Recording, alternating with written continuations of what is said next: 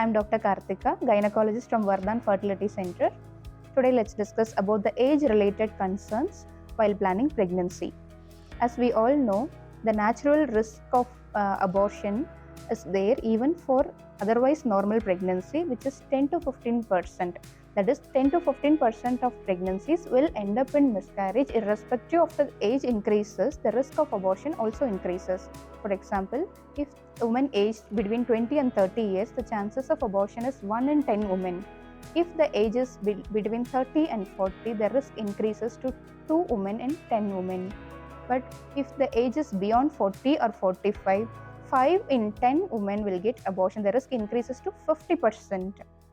So as the age increases, the chances of abortion naturally increases.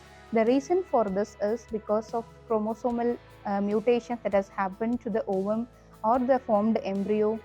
There are so many metabolic changes happening as the age increases. For example, weight gain, and the quality of ovum decreases as the age starts to increase. The other common concerns while planning pregnancy in older age is obesity. In obesity, it directly affects the quality of ovum.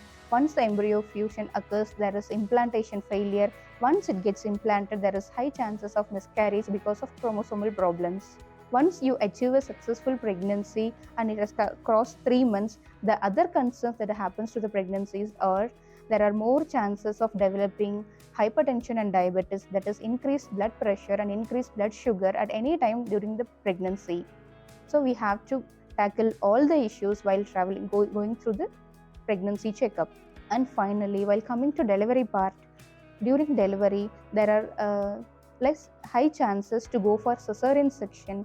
After cesarean sections, the post-operative complications like thromboembolism and post-operative wound infections are little slighter as the age increases.